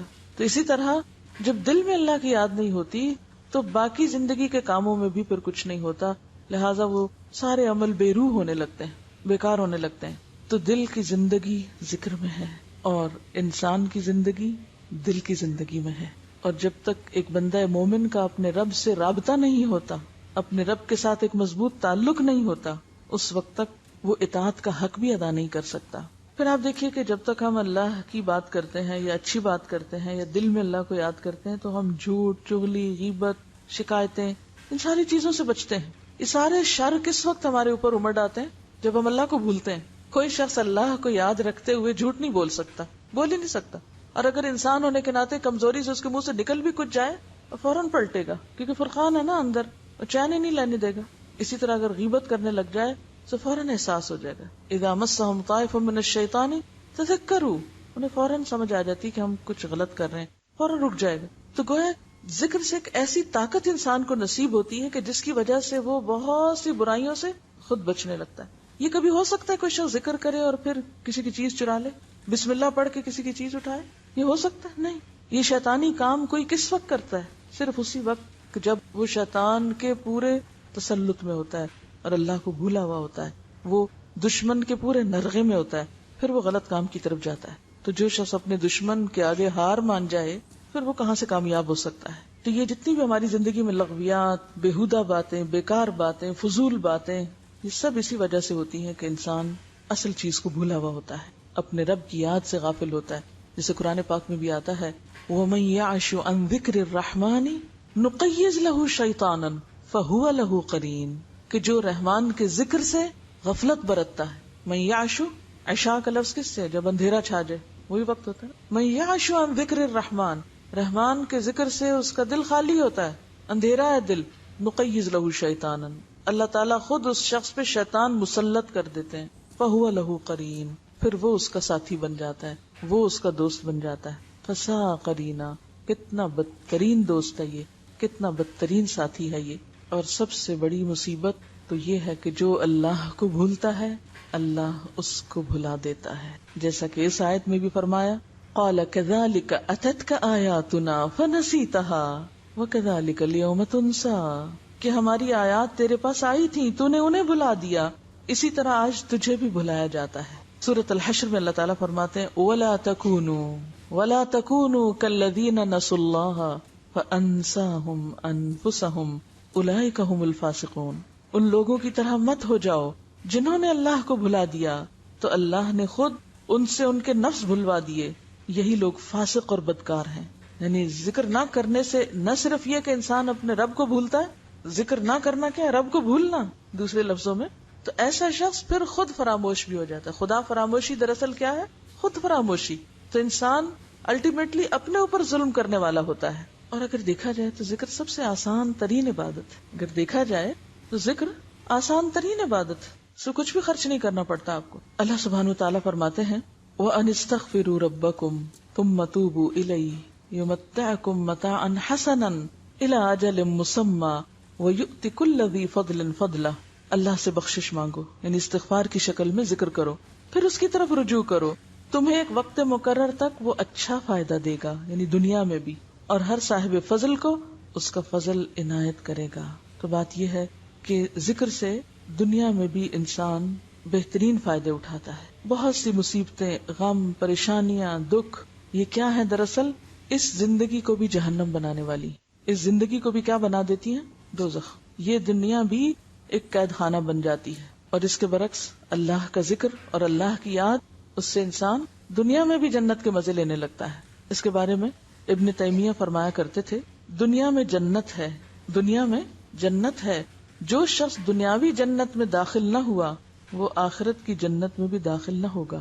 جب امام ابن تیمیہ کی بہت مخالفت شروع ہوئی، بہت ان کی دشمنی شروع ہوئی، تو کہنے لگے ابن قیم کو، اپنے شاگرد کو، دشمن میرا کیا بگاڑ لیں گے، مجھے کیا نقصان دیں گے، میری جنت تو میرے سینے میں ہے، جہاں جاؤں وہ میرے ساتھ ہوتی ہے، کبھی مجھ سے الگ نہیں ہوئی. قید و حبس میری خلوت ہے، یعنی اگر مجھے قید بھی کر دیں گے، جیل میں ڈال دیں گے، تو وہ تو مجھے تنہائی مل جائے گی، میں اپنے رب کو اور زیادہ اچھے سے یاد کر سکوں گا، جو میں لوگوں کے بیچ میں نہیں کر سکتا. قتل میرے لیے شہادت ہے، زیادہ سے زیادہ مجھے مار ڈالیں گے، شہید ہو جاؤں گا. جلاوطنی، ملک سے نکال دیں گے، وہ میرے لیے سیر و سیاحت ہے. تو میری جنت تو میرے ساتھ ہے، میرے دشمن میرا کیا نقصان کر لیں گے. یعنی جب انسان کو اللہ کی محبت حاصل ہو جاتی ہے تو پھر انسان کے سامنے کوئی تکلیف، دکھ، پریشانی رہتی نہیں ہے، کیونکہ اس کے ساتھ اس کا خدا ہوتا ہے، اس کا رب ہوتا ہے، اس کے اندر ایک سکون ہوتا ہے. جب قلعے میں قید کر دیے گئے، یعنی بالآخر وہ مخالفت اور دشمنی اور شکایتیں ان کے خلاف اتنی بڑی کہ حاکم وقت کو اسی میں عافیت نظر آئی کہ ان کو جیل میں ڈال دیا جائے. تو قلعے کے اندر فرماتے ہیں اس نعمت کے شکرانے میں، کس کو نعمت کہہ رہے ہیں؟ قید کو. اس نعمت کے شکرانے میں یہ قلعہ سونے سے بھر کر خرچ کر دینا بھی میرے نزدیک کم ہے، اور میں اس نعمت کے عوض اس قدر سونا نثار کرنے کو بھی حقیر رقم تصور کروں گا کہ ان لوگوں نے مجھے ساری دنیا سے کاٹ کر جو الگ کر دیا، تو مجھے کتنی بڑی دولت مل گئی کہ میرے لیے اپنے رب کی یاد اور آسان ہو گئی، کہ پہلے تھوڑا وقت ملتا تھا، اب زیادہ وقت ملتا ہے اپنے رب کو یاد کرنے کا. ایک اور موقع پہ فرماتے ہیں دشمنوں نے مجھے قید و بند میں ڈال کر مجھ پہ جو احسان کیا ہے اور میرے لیے خیر و بھلائی کے اسباب مہیا کر دیے ہیں، میں ان کا عوض ادا کرنے سے قاصر ہوں. میں تو اس احسان کا بدلہ نہیں چکا سکتا. کس طرح نظر بدلتی ہے ایک انسان کی اس دنیا اور اس کے غموں کے بارے میں جب حقیقت میں وہ اپنے رب کا بندہ بن جاتا ہے، اس سے جڑ جاتا ہے. اور اگر دل میں پریشانی اور غم اور دکھ ہے تو یہ نتیجہ ہے اس بات کا کہ آپ اللہ سے جڑے ہوئے نہیں ہیں، کیونکہ یہ قرآن کہتا ہے من اعرض عن ذکری فإن له معیشۃ ضنکا. جو میری یاد سے غافل ہوگا، جو بندوں پہ تکیہ کرے گا، جو انسانوں کے سہارے ڈھونڈے گا، میں پھر اس کو انہی کے حوالے کر دوں. انسان کے اوپر دکھ تکلیفیں کیوں آتی؟ جب انسان اللہ کو چھوڑ کے بندوں سے مدد چاہتا ہے، بندوں کے آگے ہاتھ پھیلاتا ہے اور بندوں کے آگے روتا ہے اور بندوں سے مانگتا ہے، اور بندے اس کی توقعات پہ پورا نہیں اترتے، پھر وہ مارا مارا پھرتا ہے. ایک دفعہ فرمانے لگے قیدی وہ نہیں جو قید ہو جائے، قیدی وہ نہیں جو قید ہو جائے، قیدی تو وہ ہے جس کا دل دنیا کی خواہشات میں قید ہو جائے، دنیا کی محبت میں قید ہو جائے. یعنی قیدی وہ نہیں ہے جو جیل میں بند کر دیا جائے، قیدی کون ہے؟ جو دنیا کی محبت میں قید ہوا پھرتا ہے، وہ اس کو چین نہیں لینے دیتی. جب انہیں قید خانے میں بھیجا گیا اور دروازہ بند کر دیا گیا تو دیوار کے اندر کی طرف آ کے کہنے لگے فَضُرِبَ بَيْنَهُمْ بِسُورٍ لَهُ بَابٌ بَاطِنُهُ فِيهِ الرَّحْمَةُ وَظَاهِرُهُ مِنْ قِبَلِهِ الْعَذَابُ. کیا معنی ہے اس کا؟ اور ان کے درمیان ایک دیوار حائل کر دی جائے گی قیامت کے دن، لہو باب، جس کا ایک دروازہ بھی ہے، باطنہ فیہ الرحمہ، اس دیوار کے اندر والے حصے میں تو رحمت ہی رحمت ہے، وظاہرہ من قبلہ العذاب، اور اس کے بیرونی حصے میں سامنے عذاب ہے. صرف سوچ کا فرق ہے. جس شخص نے اپنے رب کو پا لیا ہو، اسے اس کی معرفت ہو گئی ہو، اس نے اپنے رب کو پہچان لیا ہو، جس کو واقعی ذکر کا سلیقہ آ گیا ہو، طریقہ آ گیا ہو، تو حقیقت میں اس کے دل کو ایسی ہی راحت اور اس کی قید تنہائی اس کے لیے ایسی ہی باعث رحمت بن جاتی. ایسا ہی انسان وہ انسان ہوتا ہے جس کا نہ کوئی دشمن کچھ بگاڑ سکتا، نہ دوست بگاڑ سکتا، کوئی اس کو کچھ نقصان کر ہی نہیں سکتا. ایسا انسان انسانوں کی مخالفتوں اور دشمنیوں اور نقصانوں سے اوپر اٹھ جاتا ہے. ابن قیم کہتے ہیں کہ آپ جیل کے اندر ٹھونسے ہوئے تھے، یعنی ایسا نہیں تھا کہ وہ اندر کوئی بہت بڑا کوئی لان تھا اور وہ ٹہلتے تھے، اور نہیں، ٹھونسے ہوئے تھے، اور اس قدر انتہائی تہدید اور بدتمیزی کا سلوک کیا جاتا تھا کہ بدن کانپ اٹھتا تھا. یعنی ان کے ساتھ بہت بدتمیزی سے لوگ پیش آتے تھے جیل کے. ذرا آپ اپنے آپ کو رکھ کے دیکھیں کہ کوئی آپ کو ایک جملہ کہہ دے تو آپ کا پارا کتنا ہائی ہوتا ہے، اور آپ کہاں کھڑے ہوتے ہیں، اور آپ کے دل کے اندر کی حالت کیا ہوتی ہے. اور وہاں اتنا بڑا عالم، 35 جلدوں میں ان کے فتاوی کبھی آپ نے دیکھے ہوں. کسی بھی اسلامی لائبریری میں جائیں، سب سے زیادہ والیوم ان کے نظر آئیں گے آپ کو، اتنی کتابیں لکھی. اس پائے کا عالم اور ایک معمولی سا انسان اٹھ کے اس کے ساتھ بدتمیزی کا سلوک کرے. چونکہ دل میں ذاتی بڑائی نہیں نا، اللہ ہی کی بڑائی، اس لیے کوئی پرواہ نہیں کہ کوئی کیا سلوک کر رہا ہے میرے ساتھ. ان کے شاگرد کہتے ہیں کہ ایسا سلوک کیا جاتا تھا کہ بدن کانپ اٹھتا. اس کے باوجود سارے لوگوں سے زیادہ طیب العیش تھے، یعنی خوش رہا کرتے تھے. سب سے زیادہ منشرح الصدر، ان کا سینہ کھلا ہوتا تھا، دل کے اندر کوئی گھٹن نہیں. سب سے زیادہ مضبوط دل والے، تمام لوگوں سے زیادہ خوش دل نظر آتے کہ نعمت اور زندگی کی تازگی اور رونق کے آثار ان کے چہرے پہ نمایاں دکھائی دیتے. یعنی وہ رونق صرف باہر نہیں، جب جیل میں گئے تب بھی ان کا چہرہ تر و تازہ تھا، وہاں بھی خوش نظر آتے تھے، مسکراتے ہوئے نظر آتے تھے. اچھا ہمارا حال کیا ہوتا ہے؟ 2 جملے کوئی غم کے سن لیں، کوئی پریشانی کی خبر سن لیں، جا کے پہلے شیشے میں ذرا شکل دیکھا کریں. شکلیں ہماری دیکھنے والی ہوتی ہیں اس وقت. اور یہاں حال کیا ہے کہ انتہا درجے کی بدسلوکی اور بدتمیزی کے باوجود بھی انتہائی خوش ہیں. خطرات اور وحشت کی گھٹائیں ہم پہ چھا جاتی. شاگرد کہتے ہیں کہ ہمارے اوپر ایسے ایسے خوف اور ایک پریشانی کے، دکھ کے اور غم کے اثرات ہوتے. چاروں طرف سے ہم خطرناک حالات میں گھر کر دل چھوڑ بیٹھتے، مایوس ہونے لگتے. طرح طرح کی بدگمانیوں کا ہمارے دل میں تانتا بچ جاتا. اور جب ہم گھبرا کے ان کے پاس آتے، آپ کو دیکھتے، آپ کی باتیں سنتے، ہماری ساری وحشتیں دور ہو جاتی. ہونا تو یہ چاہیے نا کہ سب کی پریشانیاں سن کے وہ بھی پریشان ہو کے بیٹھ جائیں، لیکن نہیں، پریشان حال لوگ آتے اور ان سب کی پریشانیاں دور ہو جاتی جب وہ ان کی بات سنتے، سب کے خوف دور ہو جاتے. وہ کہتے ہیں کہ ہماری بدگمانیاں رفع ہو جاتی، ہماری کایا پلٹ جاتی، دل کی تنگی کشادگی میں بدل جاتی، کمزوری طاقت میں بدل جاتی، گمان یقین میں بدل جاتے، گھبراہٹ اطمینان میں بدل جاتی. یعنی جب ہم ان کی مجلس سے اٹھتے تھے تو ہماری یہ کیفیت ہوتی تھی. ہمیں یاد ہی نہ رہتا کہ ہم کسی پریشانی میں آئے تھے. اور یہ کس کے پاس ہوتا ہے؟ جس نے خود ان ساری چیزوں کا ایکسپیرینس کیا ہو. کیونکہ آپ جس مجلس میں بیٹھتے ہیں، جس شخص کے پاس بیٹھتے ہیں، آپ ویسے ہی محسوس کرنے لگتے ہیں. جس کا اپنا دل نہ کھلا وہ دوسروں کا دل نہیں کھول سکتا. جس کے اپنے اندر خوشی نہ، وہ خوشیاں بانٹ ہی نہیں سکتا. کیونکہ مایوس اور غمگین لوگ صرف مایوسیاں بانٹتے ہیں، صرف نفرتیں پھیلاتے ہیں، صرف ایک نیگیٹیوٹی عام کرتے ہیں، بدگمانیاں عام کرتے ہیں، دلوں کو جہنم بناتے ہیں. اور صرف امام ابن تیمیہ ہی نہیں، اور بھی ائمہ کرام ہیں، اور بھی بزرگ ہیں. امام احمد بن حنبل بھی انہی میں شامل ہیں. ان کے بارے میں آتا ہے، امام احمد بن حنبل کہتے ہیں، اگر بادشاہوں اور شہزادوں کو ہماری حالت کا صحیح پتہ چل جائے، ہمارے دل کی حالت وہ دیکھ لیں، تو وہ تلواروں سے لڑ کر بھی ہم سے یہ دولت چھیننے کو تیار ہو جائیں. یعنی جتنا سکون اور اطمینان ہمارے اندر ہے، کیونکہ ان پر بھی بڑی سخت آزمائشیں آئی تھی، فتنہ خلق قرآن، کہ اس کی پاداش میں کس طرح ان پر کوڑے برسائے گئے اور کس طرح ان کو بازار میں ذلیل و رسوا کیا گیا. لیکن اس کے باوجود وہ مطمئن تھے، خوش تھے. کہتے ہیں کہ اگر ہاتھی پر بھی وہ کوڑے برستے تو تڑپ اٹھتا، جتنے کوڑے ان پہ برسائے گئے. اتنی تکلیف اٹھانے کی ہمت کہاں سے آئی؟ یہ طاقت کہاں سے آئی؟ اسی اللہ کی یاد سے آئی. ایک اور بزرگ کہتے ہیں، بیچارے دنیا کے مسکین دنیا بھی چھوڑ گئے اور دنیا کی بہترین چیز کی لذت اور ذائقہ سے بھی بہرہ نہ ہو سکے. کسی نے دریافت کیا وہ بہترین چیز کیا ہے جو دنیا کی محبت میں پڑے ہوئے لوگوں کو پتہ ہی نہیں. فرمایا اللہ کی محبت اور اللہ کی معرفت اور اللہ کی یاد. جس نے اس کا مزہ ہی نہیں چکھا، جس نے یہ لطف پایا ہی نہیں، وہ مسکین ہے. اس نے دنیا سے کچھ بھی نہیں پایا، وہ تو خالی ہاتھ گیا. ظاہر ہے جو دنیا کمائی مال و دولت ہو تو پیچھے رہ جاتا ہے نا. ایک اور بزرگ کہتے ہیں، مجھ پہ ایسا وقت آتا ہے، یعنی ذکر اور اللہ کے کلام کی وجہ سے، کہ جس میں پکار اٹھتا ہوں کہ اہل جنت اگر ایسی حالت میں ہوں تو یقیناً بہترین زندگی میں ہوں گے. یعنی مجھے دنیا میں بھی بیٹھے بیٹھے اپنے دل کے اندر ایک جنت کی فیلنگ آنے لگتی ہے. اور یہ صرف اس وقت ہوتا ہے جب انسان کا اللہ سے تعلق بالکل خالص ہو جائے، کوئی دوسرا بیچ میں نہ ہو. اور جس شخص کا تعلق اللہ سے ٹوٹ جائے پھر اس کا حال پریشان حال ہوتا ہے. من اعرض عن ذکری فإن له معیشۃ ضنکا. نہ وہ اپنے وقت کا صحیح استعمال کر سکتا ہے، نہ اپنی صلاحیتوں کا صحیح استعمال کر سکتا ہے، نہ اپنی زندگی سے کوئی بہترین کام لے سکتا ہے. وہ ہر وقت ایک پریشان خیالی کا شکار ہے، بکھرے ہوئے حال والا ہے اور کان امرہ فرطا. اسی لیے ہمیں قرآن پاک میں اس بات سے منع کیا گیا ہے کہ ایسے لوگوں کی کمپنی میں نہ بیٹھا جائے، ایسے لوگوں کی بات نہ مانی جائے جو اللہ کی یاد سے غافل ہوں. ولا تطع من اغفلنا قلبه عن ذکرنا واتبع هواه وكان امره فرطا. ولا تطع، مت اطاعت کرو، کس کی؟ من اغفلنا قلبه عن ذکرنا، جس کے دل کو ہم نے اپنی یاد سے غافل کر رکھا ہے. غافل لوگوں کی صحبت سے، غافل لوگوں کی مجلس سے پرہیز کرو. کیوں؟ ان کا حال کیا؟ واتبع هواه، کیونکہ وہ تو اپنی خواہشات کے بندے، جس نے اپنی خواہشات کی پیروی کی. وکان امرہ فرطا، نتیجتاً اس کے کام کیسے کام ہوتے ہیں؟ ان آرگنائزڈ، بکھرے ہوئے.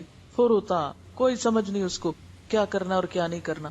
تو جس شخص کی زندگی میں کوئی ترتیب ہی نہ ہو، تنظیم ہی نہ ہو، اس کو پتہ ہی نہ ہو اس نے سویرے کیا کرنا اور شام کیا کرنا ہے، اس نے اب کیا کرنا اور کل کیا کرنا ہے، تو ایسا شخص تمہیں بھی کیا بنا دے گا؟ کیونکہ صحبت کا تو اثر ہوتا ہے، وہ تمہیں بھی غافل کر دے گا. تمہارے اندر بھی اسی طرح کی بے ترتیبی اور پراگندہ خیالی اور پھر مایوسیاں اور پریشانیاں اور وہ ساری نیگیٹو چیزیں تمہارے اندر بھی آ جائیں گی. تو بات یہ ہے کہ ذکر کرنے والا نہ صرف یہ کہ خود خوش بخت ہوتا ہے، خود پرسکون ہوتا ہے، بلکہ اس کی مجلس میں بیٹھنے والے بھی پرسکون ہوتے ہیں. اسی طرح غافل شخص جہاں خود پریشانیوں کا شکار ہوتا ہے، اس کے پاس بیٹھنے والے بھی ویسے ہی پریشان خیال ہو جاتے ہیں. اب دیکھیں کہ غافل شخص کی ملاقات اور غافل شخص کی صحبت ایسے ہی ہے نا کہ جیسے مثلاً اگر آپ کہیں جا رہے ہیں گاڑی پہ، تو راستے میں کوئی آپ کی گاڑی روکے تو آپ کیا دیکھیں گے؟ دیکھ کے کیا کریں گے؟ یہ کیوں روک رہا ہے؟ یا تو کوئی دوست ہوگا تو یا پھر اجنبی ہوگا. اگر اجنبی ہو اور آپ کو روک رہا ہو راستے میں تو آپ کہیں گے اچھا وہ بیٹھ جاؤ، کوئی پتہ نہیں کون ہے، دشمن ہے، ڈاکو ہے، چور ہے کون نہیں، اس سے خطرہ ہوتا ہے. تو بالکل اسی طرح جب آپ ایسے لوگوں کی مجلسوں میں بیٹھتے ہیں جو اللہ سے غافل ہیں، اللہ کی معرفت نہیں ان کو، تو زیادہ دیر جب آپ ان کی کمپنی میں گزارتے ہیں تو نتیجہ کیا ہوتا ہے؟ جو آپ کے دل میں بھی خیر ہوتی ہے وہ بھی چھن جاتی. ایک مرتبہ مولانا رومی سے کسی شخص نے دریافت کیا کہ دنیا کی مثال کیسی ہے. مولانا نے جواب میں نہایت خوبصورتی کے ساتھ دنیا کی مثال بیان کی. مولانا نے فرمایا، دنیا کی مثال ایک جنگل کی سی ہے جس میں انسان چلا جا رہا ہے کہ اچانک ایک شیر نمودار ہوتا ہے اور مسلسل اس کا تعاقب کرنے لگتا ہے، یعنی شیر پیچھے آنے لگتا ہے اس کے. انسان اس کے خوف سے بھاگتا چلا جاتا ہے کہ اچانک سامنے گڑھا آ جاتا ہے جس میں اژدہا ڈسنے کے لیے تیار بیٹھا ہے. وہ شیر اور اژدہے کے خوف سے، اژدہا کس کو کہتے ہیں؟ سانپ کے ڈر سے ادھر ادھر دیکھتا ہے. اسے ایک درخت کی ٹہنی نظر آتی ہے جس پہ وہ چڑھ جاتا ہے، لیکن جب نیچے نظر ڈالتا ہے تو دو چوہے، ایک کالا اور ایک سفید، مسلسل درخت کی جڑیں کاٹتے دکھائی دیتے ہیں. ان تمام خطروں سے فکر مند جب اوپر کو جاتا ہے تو شہد کا ایک چھتا دکھائی دیتا ہے. یعنی ابھی یہ فکریں ختم نہیں، ایک طرف شیر ہے، ایک طرف سانپ بیٹھا ہوا ہے اور چوہے درخت کاٹ رہے ہیں، تو کہتا ہے اچھا میں ذرا اور اوپر چڑھ جاؤں، تو آگے کیا ہے؟ مکھیوں کا چھتا. وہ انسان ان تمام مصیبتوں سے بے خبر ہو کر اس شہد کے چھتے سے لطف اندوز ہونے لگتا ہے. ایسے میں اچانک درخت کی جڑیں کٹ جاتی ہیں اور انسان نیچے گر جاتا ہے، جہاں شیر اسے چیر پھاڑ کر گڑھے میں ڈال دیتا ہے اور اژدہا اس پہ مسلط ہو جاتا ہے. اس مثال میں جنگل دنیا ہے جس میں انسان چلا جا رہا ہے. موت شیر کی طرح ہے جو انسان کے پیچھے پیچھے ہر وقت. وہ گڑھا قبر ہے جس میں اژدہا عذاب قبر ہے. درخت کی ٹہنی اس کی عمر ہے جس کی جڑیں دن اور رات مسلسل کٹ رہی ہیں. ہر روز ایک دن ختم ہوتا چلا جا رہا ہے نا، جڑیں کٹ رہی ہیں. اور شہد کا چھتا دنیا کی وہ عارضی لذت ہے جس میں انسان ایسا مست ہے کہ چاروں طرف سے خطرات میں گھرا ہوا ہے، اس کے باوجود اسے آخرت کا ہوش نہیں. کیونکہ آخرت کا ہوش نہیں، اس لیے پھر ارادے بھی متزلزل ہے، ایفرٹ بھی نہیں. جس کو موت یاد ہو وہ تو بھاگے گا، وہ سو سکتا ہے، وہ رک سکتا ہے، وہ سستی کر سکتا ہے. جس کو آگے گڑھا نظر آتا ہو وہ اسے بچاؤ کا سوچے گا. تو بچنا کہاں ہے؟ کس نے بچنا؟ بچاؤ ایک ہی ہے، وَأَعُوذُ بِكَ مِنْكَ، پناہ ایک ہی ذات میں ہے. اور اسی کو ہم نے اپنے سامنے نہیں رکھا ہوا، اسی کو بھولے ہوئے. اور ذکر کیا ہے؟ اسی کی یاد، کہ اس کو بھول کر کوئی کامیابی نہیں پا سکتا. ساری ارادے کی کمزوریاں ہیں اس لیے کہ ہمیں اپنی حقیقت بھولی ہوئی ہے، دنیا کی زندگی کے دھوکے میں مبتلا ہے. اگر پتا ہو کہ ان سارے خطروں سے نکل کر پناہ کی جگہ ایک ہی ہے تو ہماری ساری کوششیں کس کی طرف لگ جائیں گی؟ اسی طرف دوڑ میں لگ جائیں گی. یعنی شیر سے ڈرنے والے کے ارادے میں کمزوری آئے گی جب تک کہ اس کو وہ کسی درخت میں نہ چڑھ بیٹھے. اگر آپ کو پتا ہو پیچھے کچھ لگا ہوا ہے، آپ چین سے نہیں بیٹھ سکتے. آپ کی رفتار میں کمزوری نہیں آ سکتی کہ اگر بیٹھ گئے تو کیا ہوگا. آپ نے دیکھا ہوگا جو مزدور بےچارے روز کا کما کے روز کا کھاتے ہیں نا، کبھی بیمار بھی ہوں تو نکل آتے ہیں. کیوں؟ دکان بند نہیں کرتے یا مزدوری نہیں چھوڑتے. کیوں؟ پتا ہے کہ اگر نہیں کمایا تو بھوکے مریں گے، پیٹ کہاں سے بھریں گے. تو وہ بھوک کی جو تڑپ ہے اور ضرورت کا احساس ہے نا، وہ ضرورت جو ہے وہ انہیں بیماری کے باوجود کھڑا رکھتی ہے، یہ گزارا جو نہیں. ہمیں آخرت میں جنت کی، اللہ کی رضا کی ضرورت ہی نہیں محسوس ہوتی، لہٰذا ہم ہر تھوڑی دیر بعد بیٹھ جاتے ہیں، آرام کرنے لگتے ہیں. اب آپ دیکھیے ذکر کی کون کون سی قسمیں ہیں، ذکر میں کیا کیا چیزیں شامل ہیں، اور ان میں سے بہترین ذکر کیا ہے. سب سے پہلی بات تو یہ کہ ذکر کی 5 قسمیں ہیں. ذکر کی 5 قسمیں ہیں. نمبر 1، دل اور زبان دونوں سے ذکر، نہیں دل میں بھی اللہ کی یاد ہے، زبان پر بھی. نمبر 2، صرف دل سے، نہیں زبان نہیں ہل رہی، بس دل میں اللہ کی یاد اور محبت ہے. نمبر 3، کبھی دل میں کچھ نہیں اور صرف زبان سے. تو ان تینوں میں سے افضل کون سا ہے جس میں دل اور زبان دونوں شامل ہو. اب آپ دیکھیے کہ جو آپ زبان سے کرتے ہیں، خواہ دل شامل ہے یا نہیں، اس کی پھر آگے 2 قسمیں، ایک تنہائی میں اپنے ہی اندر، اور ایک دوسرے لوگوں کے ساتھ کسی مجلس میں. ایک ہے اکیلے اللہ کو یاد کرنا اور ایک ہے دوسروں کے ساتھ مل کے یاد کرنا. تنہائی میں جو ذکر کرتے ہیں اس میں مثلا سبحان اللہ و بحمدہ سبحان اللہ العظیم کی تسبیح پڑھ لینا، یا سبحان اللہ و بحمدہ عدد خلقہ و رضا نفسہ و زنۃ عرشہ و مداد کلماتہ. یہ کیا ہے؟ اللہ کی تسبیح، حمد و ثنا. بہترین پھر ذکر کیا ہے جو تنہائی میں آپ کریں جس میں اللہ کی حمد و ثنا ہو. اور پھر لوگوں کے ساتھ جب آپ اللہ کا ذکر کریں تو اس میں کیا ہو؟ اس میں بھی بہترین ذکر کیا ہے کہ آپ اللہ کی پہچان لوگوں کو کرائیں. ٹھیک ہے، اللہ کی معرفت دلانا. مثلا یہ کہ اللہ تعالیٰ نے ہمیں پیدا کیا ہے، یہ ساری نعمتیں اللہ کی ہیں، اللہ ہمیں دیکھتا ہے، ہماری باتیں سنتا ہے، اللہ تعالیٰ ہماری دعائیں سنتا ہے، اللہ تعالیٰ بہت مہربان ہے، رحیم ہے، شفیق ہے. جتنے بھی اسماء حسنی ہیں ان سب کے حوالے سے کوئی بھی پہچان آپ اللہ کی کرا سکتے ہیں بندوں. یہ بہترین ذکر ہے جو بندوں کے ساتھ اللہ کا کیا جا سکتا ہے. یعنی بندوں کے ساتھ جب اللہ کی بات کریں تو اللہ تعالیٰ کے انعامات، احسانات اور اس کی صفات اور اس کے ناموں کا ذکر کریں. وَذَكَرَ اسْمَ رَبِّهِ. پھر آپ دیکھیں کہ کبھی آپ اللہ کی حمد کرتے ہیں، کبھی ثنا کرتے ہیں، کبھی بزرگی بیان کرتے ہیں، یہ اللہ کا نام بلند کرتے ہیں جب، تو کبھی آپ کیا کرتے ہیں؟ تسبیح کرتے ہیں، تعریف کرتے ہیں، اللہ کی بڑائی بیان کرتے ہیں. یہ تینوں چیزیں سورۃ الفاتحہ میں جمع ہو جاتی. اللہ تعالیٰ فرماتے ہیں کہ میں نے اس سورت کو اپنے اور بندے کے درمیان تقسیم کر دیا. بندہ جب کہتا ہے الحمدللہ رب العالمین تو اللہ تعالیٰ فرماتے ہیں حمدنی عبدی، میرے بندے نے میری حمد کی. جب کہتا ہے الرحمن الرحیم تو اللہ تعالیٰ فرماتے ہیں اثنا علی عبدی، میرے بندے نے میری ثنا کہی. جب کہتا ہے مالک یوم الدین تو اللہ تعالیٰ فرماتے ہیں میرے بندے نے میری بزرگی بیان کی، یعنی میری ہیبت ہے اس کے دل میں کہ وہ مالک یوم الدین ہے. تو یہ بھی کیا ہے؟ اللہ کا ذکر کرنا. گویا کسی کو سورۃ الفاتحہ کا ترجمہ اور تفسیر اور معنی بتا دینا کیا ہے؟ بہترین ذکر ہے، بہترین ذکر، کیونکہ اس میں قرآن پاک بھی شامل ہے اور قرآن میں بھی ام القرآن ہے. پھر اسی طرح کوئی بھی اللہ کی بات کرنا، اللہ تعالیٰ کے احکامات کے بارے میں بتانا کہ اللہ تعالیٰ کن باتوں سے راضی ہوتا ہے، کن سے ناراض ہوتا ہے، یعنی جس کو عام زبان میں آپ واعظ کہتے ہیں، ٹھیک ہے نا، یا قرآن کا پڑھانا وغیرہ. اب آپ دیکھیے کہ ذکر جو ہوتا ہے وہ دعا سے بھی افضل ہوتا ہے، کیونکہ اللہ تعالیٰ کی تعریف کرنا کیا ہے؟ اللہ کو یاد کرنا. اور دعا کرنا کیا ہے؟ اللہ سے کچھ مانگنا. حدیث میں آتا ہے جو میرا ذکر کرتے کرتے اپنی حاجت اور درخواست پیش نہ کر سکے، یعنی دعائی نہ مانگ سکے، میں اسے مانگنے والے سے بھی زیادہ عطا کر دیتا ہوں. یعنی انسان پہ کوئی دکھ پریشانی ہے اور وہ صرف ذکر شروع کر دے، درود شریف شروع کر دے، تو کیا ہوتا ہے؟ اگر وہ دعا نہ مانگ سکے تو بھی کیا ہوتا ہے؟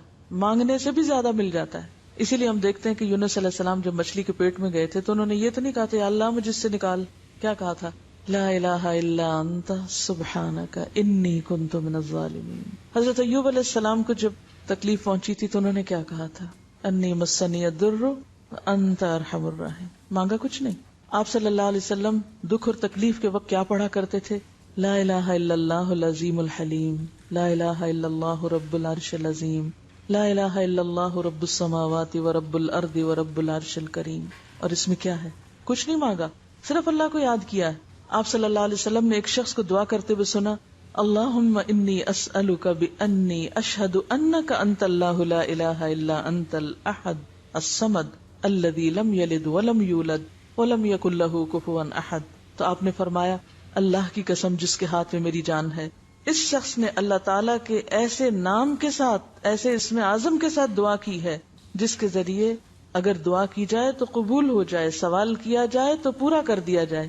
تو اس میں کیا ہے؟ مانگا کچھ بھی نہیں، بس یہ کہ اللہ اس لیے تجھ سے مانگتا ہوں کیونکہ تو ایک ہے، تیرے سوا کوئی الہ نہیں، تو اکیلا ہے، بے نیاز ہے، لم یلد ولم یولد ولم یکن لہ کفوا احد. تو یہ مانگنے کا انداز جو ہے جس میں صرف اللہ کا ذکر ہو، یہ عام دعاؤں سے بھی زیادہ افضل ہے. حضرت انس سے مروی ہے کہ وہ آپ صلی اللہ علیہ وسلم کے ہاں بیٹھے ہوئے تھے. ایک شخص نے نماز پڑھی اور دعا کی، اللہم انی اسألک بان لک الحمد لا الہ الا انت المنان بدیع السماوات والارض یا ذا الجلال والاکرام یا حی یا قیوم. مانگا کچھ نہیں. تو آپ صلی اللہ علیہ وسلم نے فرمایا اس نے اللہ کو ایسے اسم اعظم سے پکار لیا ہے جس کے ساتھ دعا کی جائے تو وہ قبول فرماتا ہے، سوال کیا جائے تو پورا کرتا ہے. وذکر اسم ربہ، پھر آ گئی نا وہی بات، اللہ کے اسماء الحسنی کے ساتھ مانگنا. وَلِلَّهِ الْأَسْمَاءُ الْحُسْنَى فَادْعُوهُ بِهَا، اللہ کے لیے ہیں اچھے اچھے نام، اسے ان ناموں کے ساتھ پکارو. اب آپ دیکھیے، ایک ہے ذکر کرنا، ایک ہے دعا مانگنا. اب دعا سے افضل بھی ایک چیز ہے اور وہ ہے قرآن کا پڑھنا.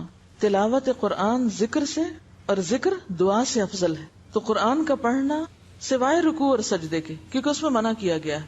ابن عباس سے مروی ہے کہ آپ نے مرض الوفات میں پردہ اٹھا کر دیکھا تو لوگ حضرت ابوبکر کے پیچھے صفیں بنا کر کھڑے تھے.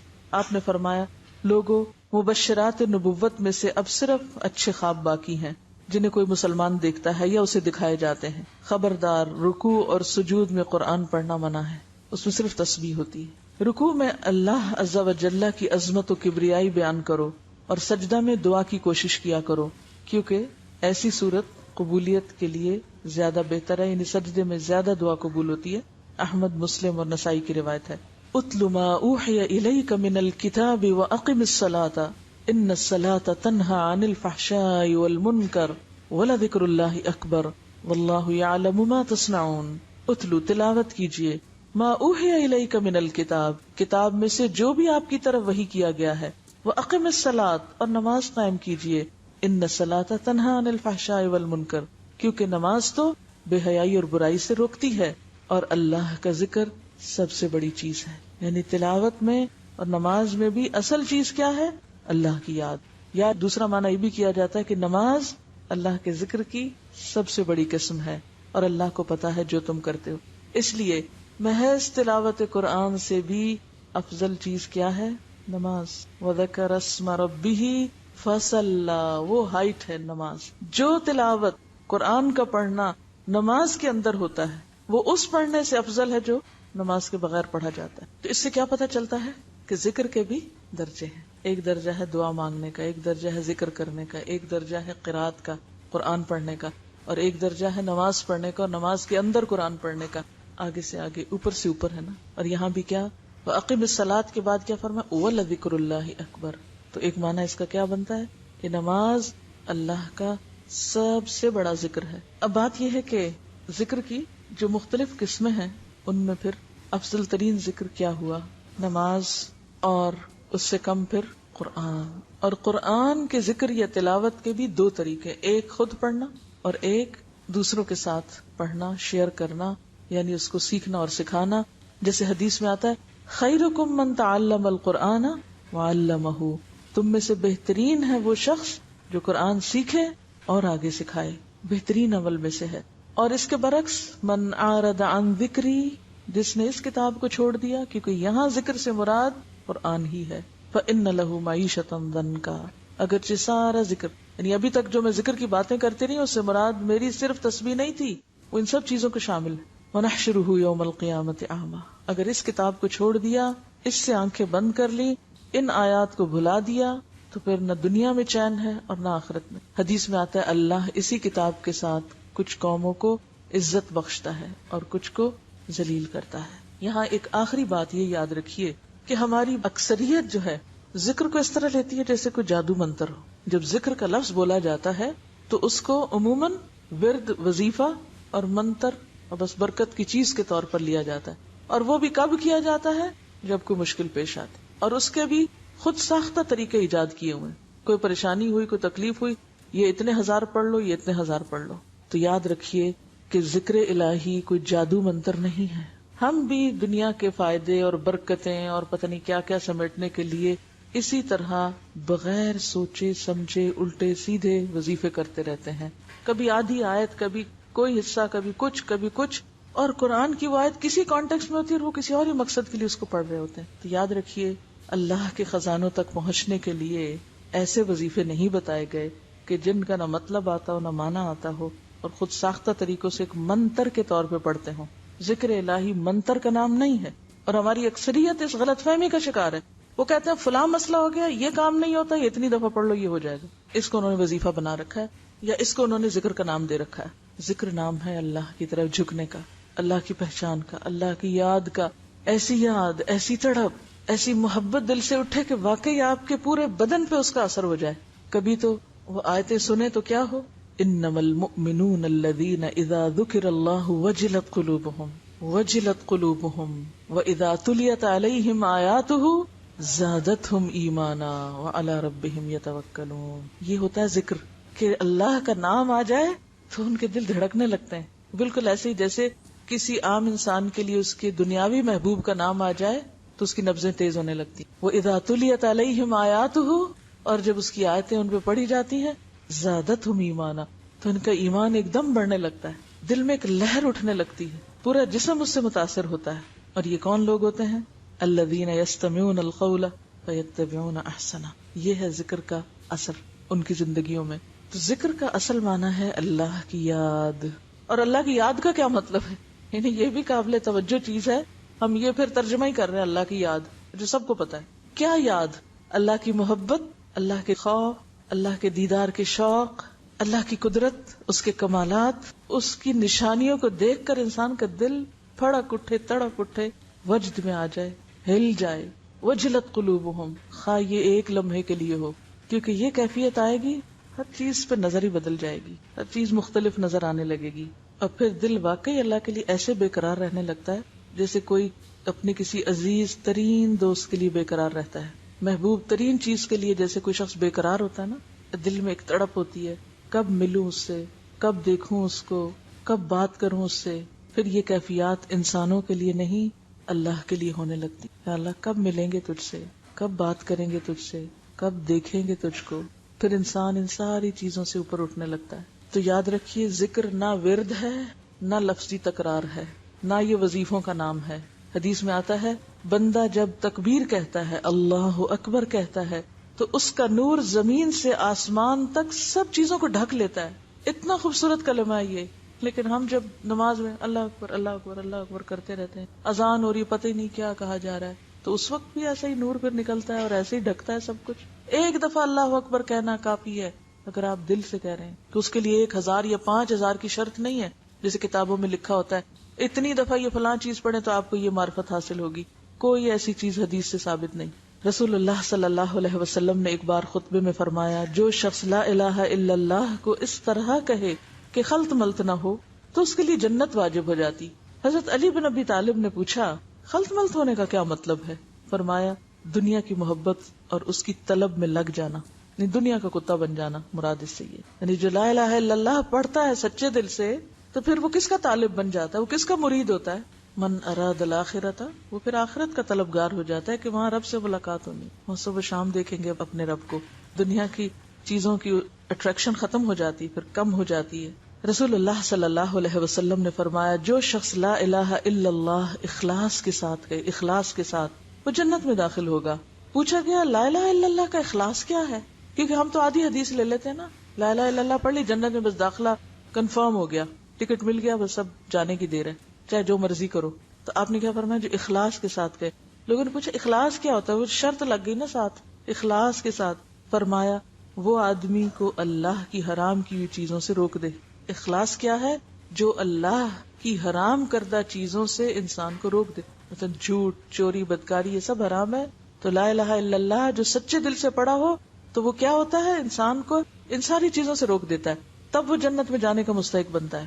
آپ صلی اللہ علیہ وسلم نے فرمایا جو شخص اس حال میں مرے کہ اس نے گواہی دی ہو کہ اللہ کے سوا کوئی الہ نہیں اور میں اللہ کا رسول ہوں، اور یہ بات اس کے قلب سے نکلی ہو، دل سے نکلی ہو، وہ ضرور جنت میں داخل ہوگا. ایک دوسری روایت میں آتا ہے جو اس بات کو جان لے کہ اللہ اس کا رب ہے، ان الذین قالوا ربنا اللہ، اور میں خدا کا رسول ہوں، اس نے دل سے اس کا یقین کیا ہو تو جہنم کی آگ اللہ اس کے لیے حرام کر دیتا. کیونکہ جب یہ باتیں دل سے نکلتی ہیں، جب یہ ذکر واقعی دل کا حصہ بنتا ہے، تو ہو نہیں سکتا کہ انسان کا عمل نہ بدلے. ہمارے اعمال کیوں نہیں بدلتے؟ ہم زبان سے ہی صرف رسمی ذکر کرتے رہتے ہیں، وظیفے پڑھتے رہتے ہیں، لیکن حقیقی معنوں میں اللہ کو یاد نہیں کرتے.